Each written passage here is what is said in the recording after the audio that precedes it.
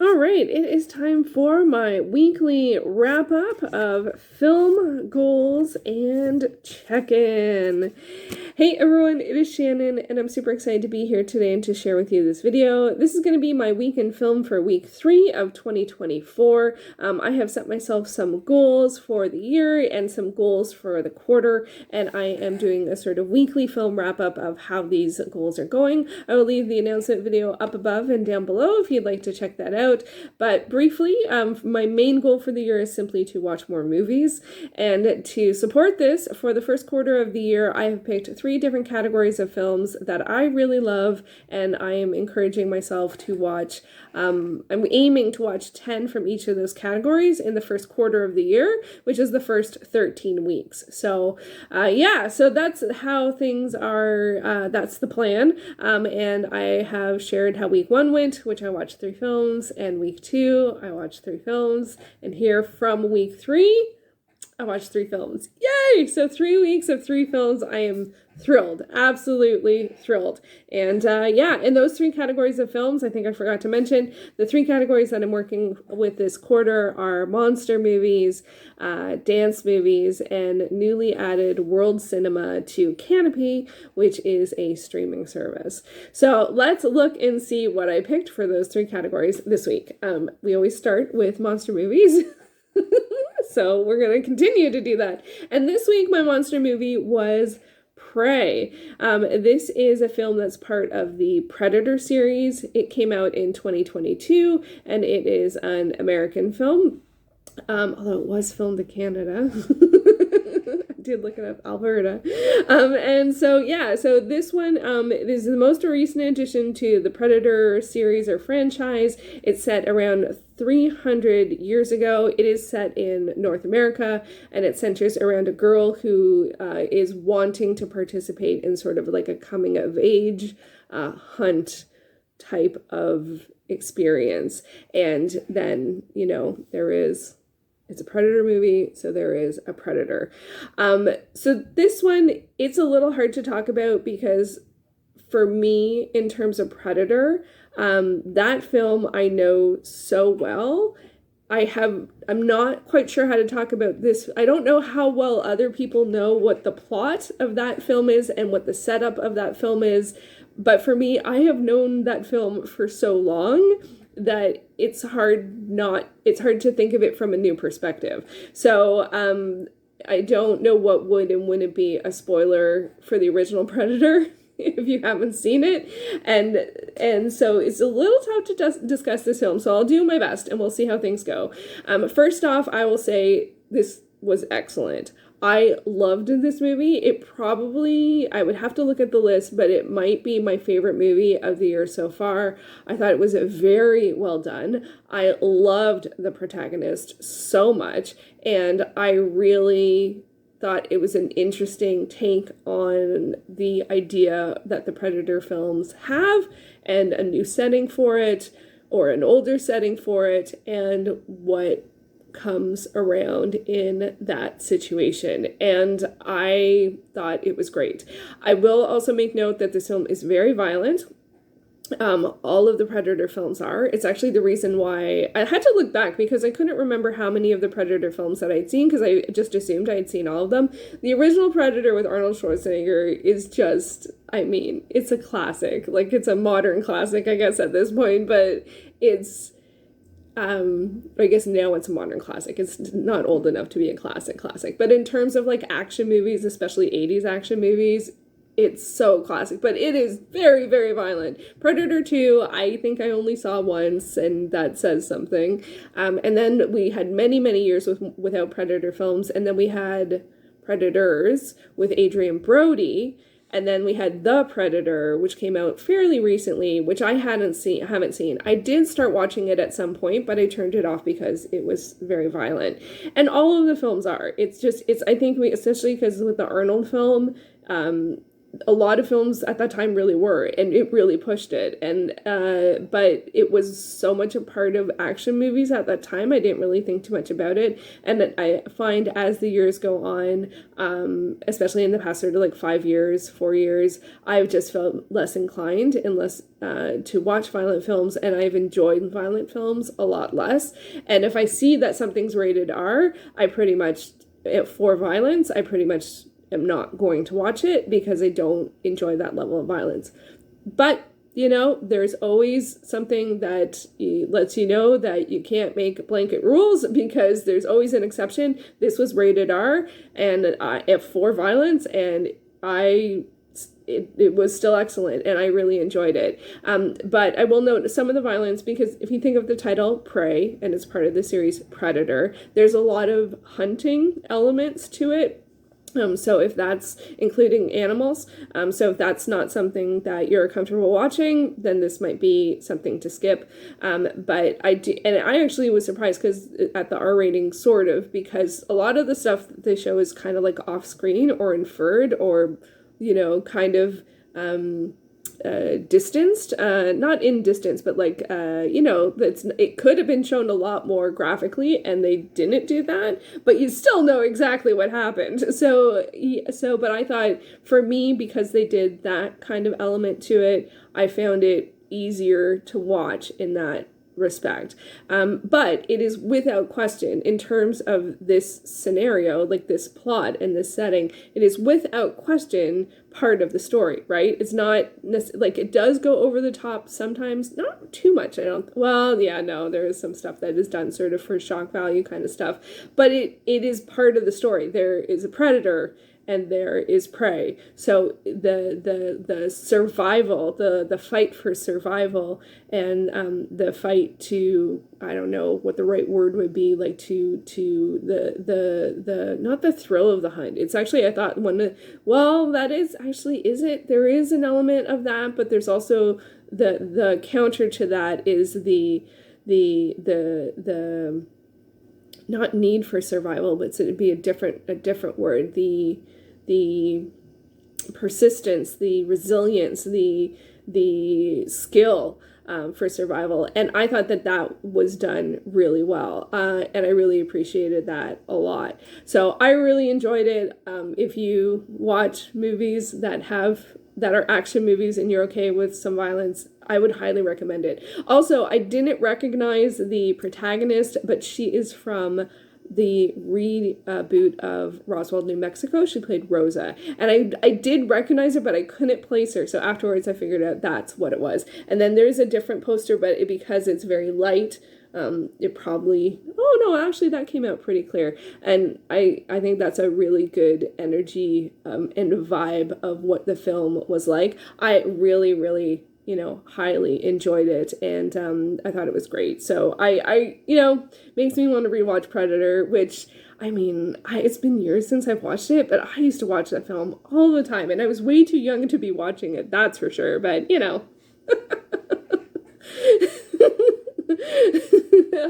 it's just one of those movies. For me, it's just a sort of classic in the sense, not classic, but like a cultural classic. Like, it's just part of, like, I've seen it so many times. Anyway, so that was Prey. Let me know, have you seen it? I was actually so very, relieved to enjoy a film in the Predator series, because the first one I love so much. And then the one with Adrian Brody, I did that kind of vibe, that kind of, actually it came up in Friday Reads. There's a similar theme in Predators, with maybe a little bit with Omniscient Reader's Viewpoint. Not the Omniscient Reader part, but the theme, the sort of something going on there was, yeah. Anyway, so, it's actually kind of similar if you think about it, if anyone's also read Omniscient Reader's Viewpoint and seen The Predators with Adrian Brody. There is some similarities there. Anyway, but Prey, really enjoyed it. It was a big treat, and I'm really thrilled to have watched it. I will make note, I'm curious if anyone else is having problems, because I was going to watch another monster movie on Tubi, but for the second week in a row, I wasn't able to get any movies to run on Tubi on my Fire Stick, and so I tried it on my Fire tablet, and I wasn't able to watch it there, and I got a DRM error, which I think is digital rights management, which usually comes up when you're geo-blocked for something or you're trying to watch something on a device that's not approved for something, like if you try and put a Kobo file on a Kindle or something like that. Sometimes you run into that. But I was able to, I've never had any problems with this before, and it's never, as far as I know, there shouldn't be any issue there. And then I also tried to watch it on my computer, and I was able to watch something on my computer, but that's a very not a comfortable way to watch movies, so I don't tend to do that. However, as it so happens, I did end up doing that for this next film, but it was a bit short, so that was a bit better. But yeah, has anyone else been having anyone else had problems with Tubi? Especially, I guess maybe it might be a Canadian thing because of the DRM thing, but I was really confused about that. But it's like they have so many monster movies, so I was very thankful that I had made a separate list of monster movies so that I can find something that was on a different service, because I honestly thought I would watch all Tubi films, and I'm still wanting to watch that shark movie with Yaphet Kotto. I will watch that. I'll find it somehow, some way. Anyway, maybe it'll start working, but that's two out of my devices that wouldn't run it, so it's kind of weird. All right, next up we have Dance Movie of the Week, and I actually decided to go with Dance, Girl, Dance. This is from 1940. It is an American film, and it is actually in black and white. So these films, this doesn't quite. This didn't come out very well. So it's more like sort of this vibe of things than this. This has some energy of the film, but it very much is more like this. And so Dance Girl Dance is from, as I said, the 1940s. It follows two dancers that are part of a dance troupe, and they sort of have a bit of, not rivalry, but they seem to be, they both have different focuses of like where they want to go in terms of dance, what they're sort of willing to do in terms of dance, and they're often in competition for the same job or the same audience's attention, or, as it is a 1940s film, the same eye of the same romantic interest. Which is not a favorite theme of mine, but often is something that's incorporated into sort of like 1940s movies with, usually there's four characters, and the romantic interest gets all like, mixed up or misunderstanding, a lot of that kind of stuff. And did that happen in this one? Sort of. There was a bit of a misunderstanding. Sort of. Was there? A little bit. But for me, that wasn't really the focus here. For me, the focus really was actually on, and this is the, I'm trying to remember her name. The actor's name is Maureen O'Hara. She's really the protagonist of this film, in my opinion. And she really is someone who never voices this in particular, but you can see that there's a thread that she wants to become a choreographer. She sees dances in her mind, and she wants to bring them to life. This is very much a very, very backburnered side plot moment kind of thing, and very much at the forefront of this is the rivalry between the two women, and in terms of jobs and romance. But for me, I really thought it was excellent to see this character who really wanted to bring dance to life, a woman who really wanted to bring dance to life in this time. This is also a film that was directed by a woman in the 1940s, so that's also very unusual. It's directed by Dorothy Arzner, and I knew about the film because it was in the book The Female Gaze by Alicia Malone, which I read a couple of years ago. So I had on my back burner, I think when I read that film, 2 years ago, I wanted to watch all of the films from The Female Gaze, but this one I didn't. It wasn't on any service available to me, but now it is. So so I was really curious from that point of view, and I would say that it is feminist. there is definitely like one section of it that's very, very pointedly feminist, but then it does have this sort of like, you know, two women, and we have, you know, the more studious, more proper, that's not a great word, but for the time, woman who's got dark hair. And then we have the more outgoing blonde who always catches the attention and energy and is not so smart. And I'm so bored of that dynamic, just generally. But it is the dynamic that the film uses, and it is something that we see in film, especially of that era, a lot.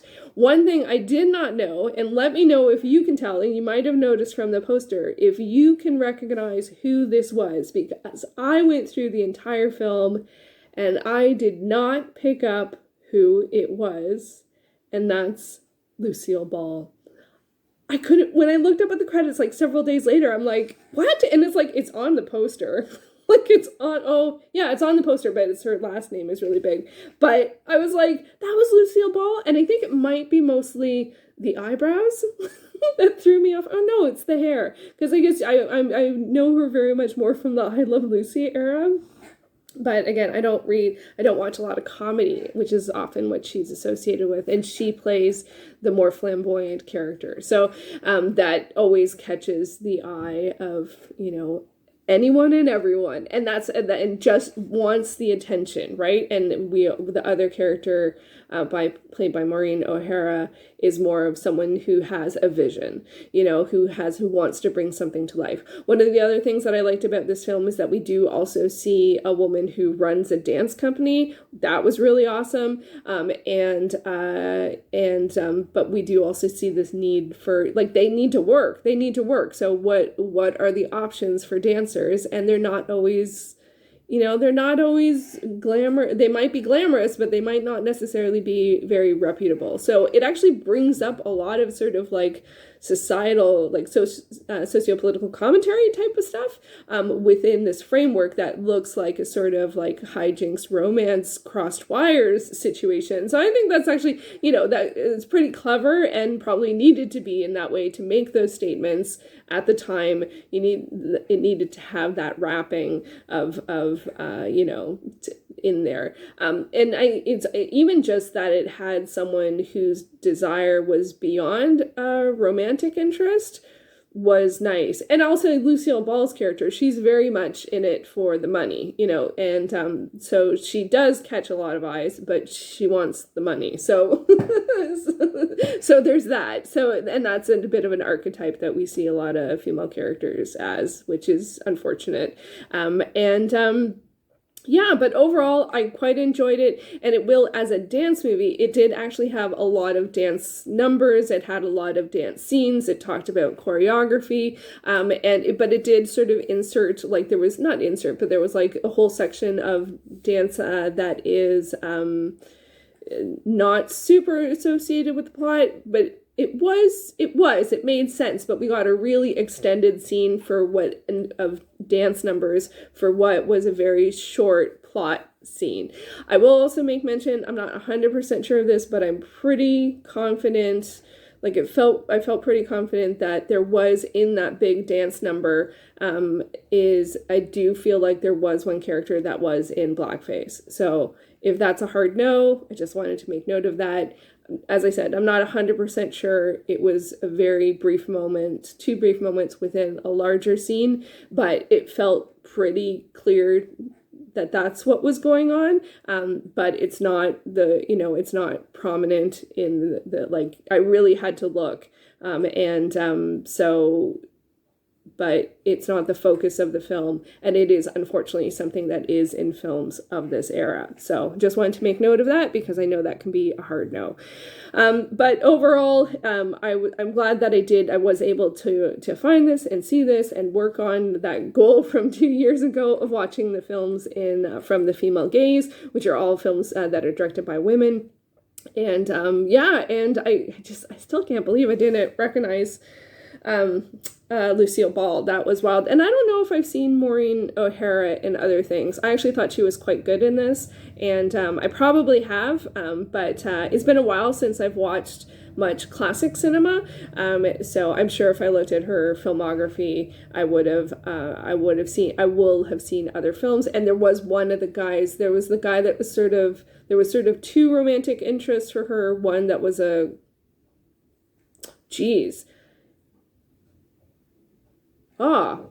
it's weird because it's like, it feels like he was a choreographer, but I don't know if they ever said that. He worked somewhere where there were, where they trained people in dance and they did dance numbers.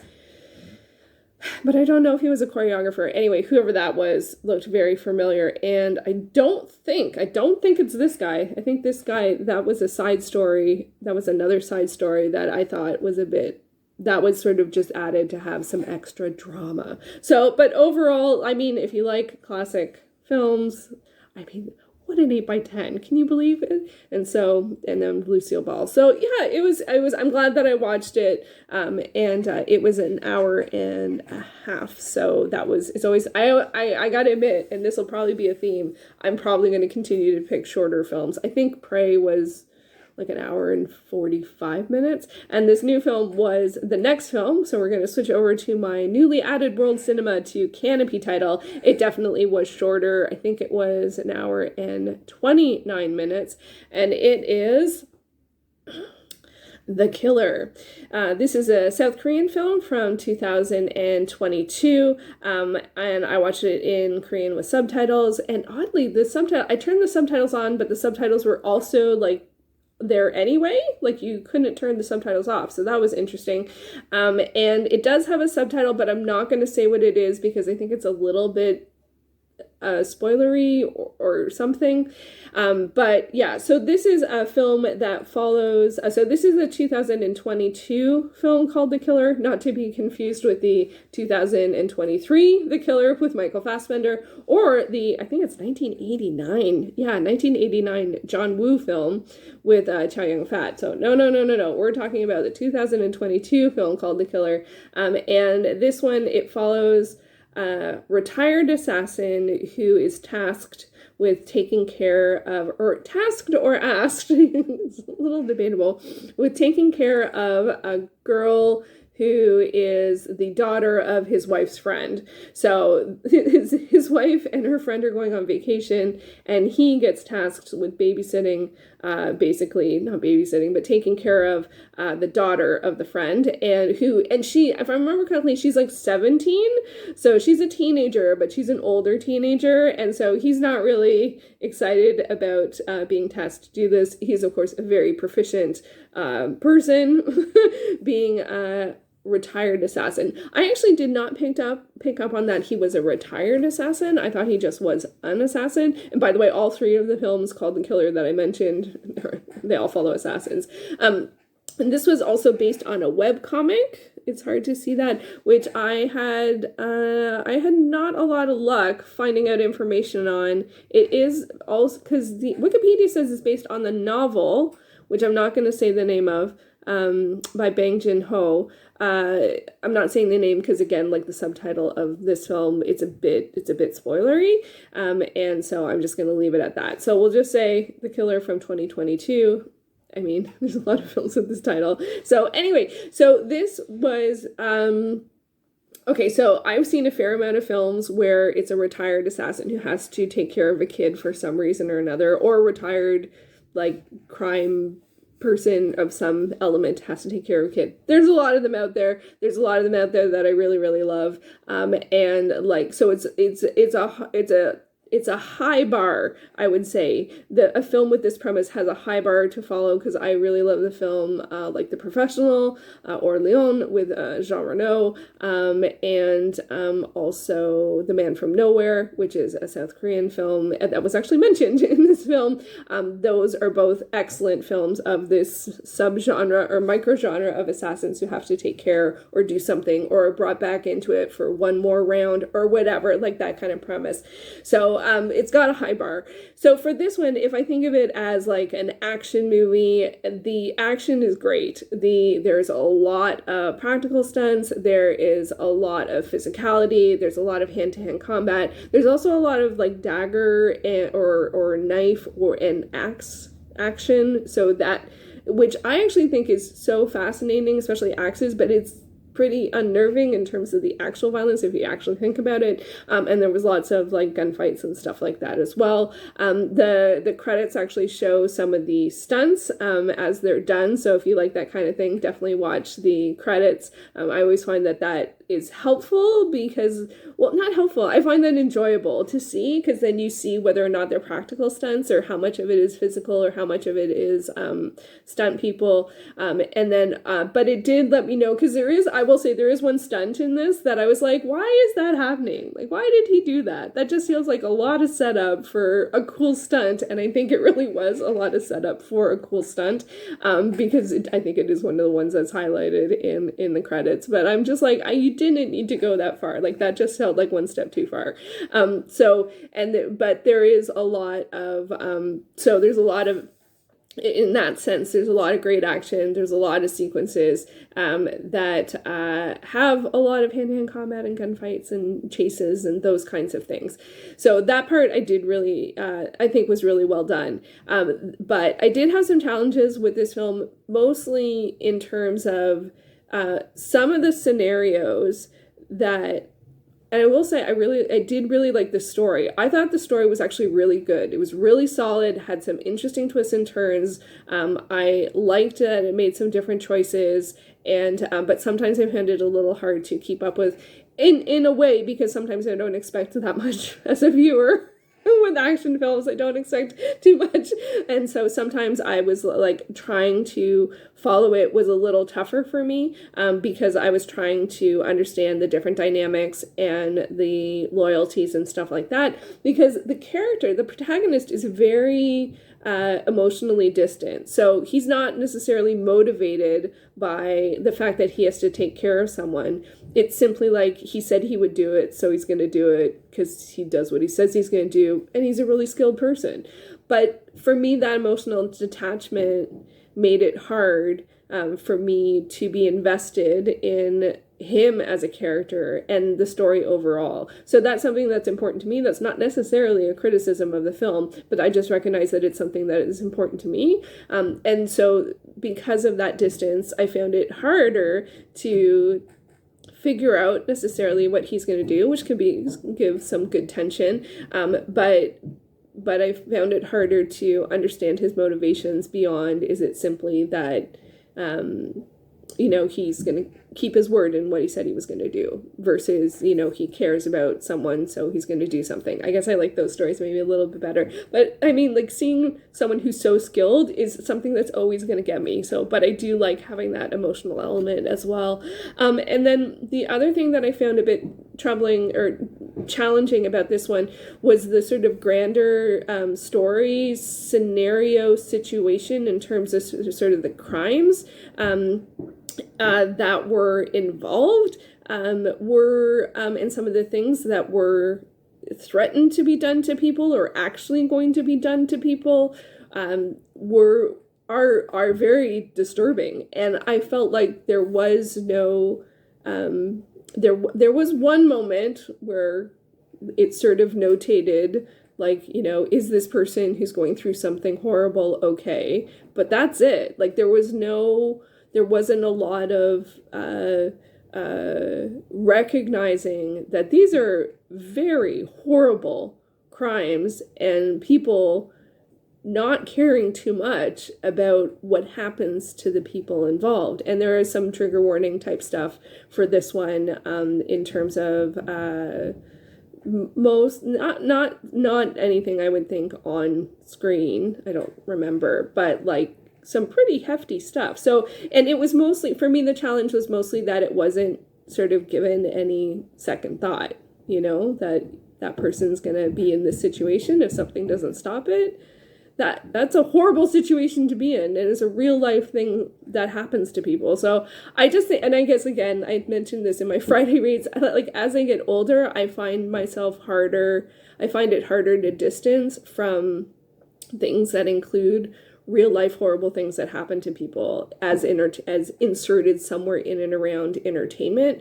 that's meant to be like thrilling and stuff like that. I find I can't do that. I can't separate that out very much. So that's a bit of a challenge. But that might be mostly a me thing. I don't know if other people feel the same way. I guess everyone feels a little bit differently. But for example, I do think The Man from Nowhere also had a very, like, the crime bring elements of it were also very disturbing. But I still gave that film a 10 out of 10. And I rewatched it about 5 years ago. And I was like, no, it's really, really good. So I don't know, maybe it's also in the emotional connection of, because I guess I mentioned the character doesn't seem to have, like, they don't seem to show their emotions very much. And so that made it harder for me as a viewer to feel, I don't know, to be invested in the character and the story. So, but we're all different. As I said, the action was really good. It was quite short. But I will also say, now this is 3 weeks in a row that I've watched an action film on Canopy. So it might be time to switch things up. I was very close to watching a French comedy. But comedy is something that if you're not feeling like watching it, it's not a good pick. So I think with action, even if I don't always love the story, I can always appreciate the action, and I did with this one. And weird side note, the lead in this one, he was also in Volcano High, which I saw way back in the day at TIFF, and I was just like, that blew me away. It also blew me away how long ago Volcano High was to now. So it was actually wild to come back and watch a film like this many years later with the same lead, and Volcano High was so, I have no idea how available that film is. And I don't remember it that well because it's been a long time, but it seemed to be quite the genre bender in terms of like fantasy and action, all set in high school. And like now he's playing someone who's taking care of someone who's like an older teenager. So I'm just like, oh my gosh, the years do tick by. So anyway, so that was a bit of a funny side note. Yeah, so let me know if you have seen The Killer, Dance Girl Dance, or Prey. It was a bit of an action-heavy week, 2 action movies, and then the dance movie, which was very much a drama. I didn't say that, but it's a drama. I'm going to put it as a dance movie, but it's a drama. It's about the story. But it did talk about dance and dance as a profession and the challenges that it had, and that's relevant, and I appreciated those elements of it, even though it was sort of sandwiched around a lot of hijink, like, standard like hijinks, I guess. So anyway, but I think it was another pretty good week this week, a little heavier, so maybe I do need to get a comedy in next week. Just spoiler alert, comedy is never going to be one of the categories I pick because I almost never watch comedies, and I generally don't like a lot of comedies, which is funny because I find so many things humorous like in life. But I mean, if you don't enjoy a comedy, it's just such an unpleasant experience. Or maybe I should try it. I don't know. Not yet. I'm working with categories that I know that I love, and these are categories that I know that I love. So looking forward to seeing what I pick next week. Yeah. So, and let me know, have you had any problems with Tubi? Do you watch Tubi at all? That's been really not great because I really do. There are so many monster movies on that. Maybe in Q2 I'll just have to watch more monster movies. But I'm glad I had a list. And now I have a list for each of these categories. So I have lots of film options that are across some of the different services that I have and with their running times. And I usually include the rating as well. I can't remember what The Killer must have been R. I don't know. I didn't note it, but I would imagine, or here 14A at least. There's a lot of bloody violence. So yeah, there was a lot of bloody violence. Yeah, there was a lot. I'm just remembering some of the moments. I like the hand-to-hand stuff so much better than the gun stuff. And the gun stuff was like the axe stuff too. So anyway, that was my week in film for the 3rd week of the year. We're now 3 weeks into the year, and what's my new total? So that's 3 new films. So I've seen 9 new movies this year, which brings my total to 4,789 movies with 211 to go for the big 5K. Whew! I'll get there. I'll get there one day. So let me know how your week was. Did you watch anything new this week that you enjoyed? I would love to hear it. Thank you so much for watching.